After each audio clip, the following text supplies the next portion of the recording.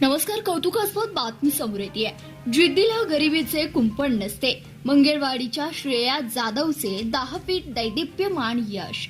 शिवनेत्र प्रतिष्ठानकडून पुढील शिक्षणाची संपूर्ण जबाबदारी.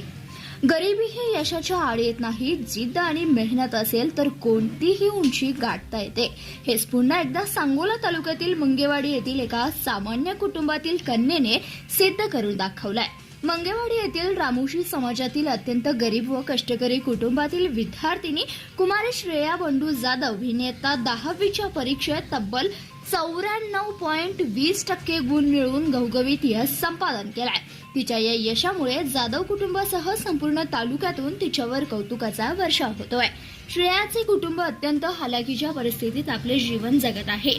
तिचे आई वडील रोज मजुरीसाठी बाहेर पडतात तेव्हा कुठे घरची चूल पेटते. अशा अत्यंत प्रतिकूल आणि आर्थिक टंचाईच्या परिस्थितीतही श्रेयाने कधीही आपल्या शिक्षणाची तडजोड केली नाही.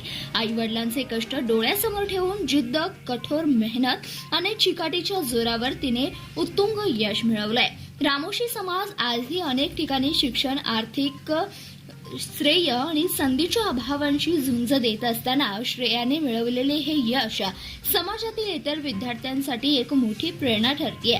शिक्षणाचा संपूर्ण खर्च उचलणार श्रेयाच्या या दैदिप्यमान यशाची दखल घेत शिवनेत्र बहिर्जी नाईक प्रतिष्ठानचे संस्थापक अध्यक्ष राजाभाऊ गुजले यांनी सामाजिक बांधिलकी जपत श्रेयाच्या पुढील उच्च शिक्षणाची संपूर्ण आर्थिक जबाबदारी स्वीकारली आहे. त्यामुळे आर्थिक अडचणीमुळे श्रेयाच्या शिक्षणात पुन्हा कोणतीही खंड पडणार नाही.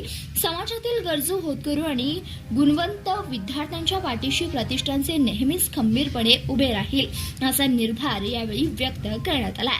श्रेया बंडू जाधव हिचे अभिनंदन करण्यासाठी आणि तिला पुढील वाटचालीच्या शुभेच्छा देण्यासाठी मान्यवरांनी तिच्या निवासस्थानी भेट दिली. या प्रसंगी शिवनेत्र बहिर्जी नाईक प्रतिष्ठान महाराष्ट्र राज्याचे अध्यक्ष अजयबाबा गुजले यांनी आवर्जून उपस्थित होते. या कौतुक सोहळ्याला प्रतिष्ठानचे संस्थापक अध्यक्ष राजाभाऊ गुजले, मार्गदर्शक मधुकर चव्हाण सर, कोळी सर, सांगोल्यातील ज्येष्ठ सामाजिक नेते सम्राट चव्हाण, आप्पा चव्हाण, अमर भोसले, स्वप्नील जाधव, बहुजन समाजाचे नेते रामभाऊ भजनावळे तसेच सुनील भजनावळे यांच्यासह प्रतिष्ठानचे सर्व पदाधिकारी व सहकारी मोठ्या संख्येने उपस्थित होते.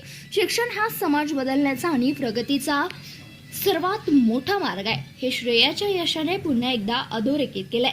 तिच्या या यशाबद्दल संपूर्ण सांगोला तालुक्यातून तिचे मनापासून अभिनंदन केले जाते. तिच्या पुढील उज्ज्वल भविष्यासाठी हार्दिक शुभेच्छा दिल्या जात आहेत. धन्यवाद. पाहत रहा CBS न्यूज मराठी.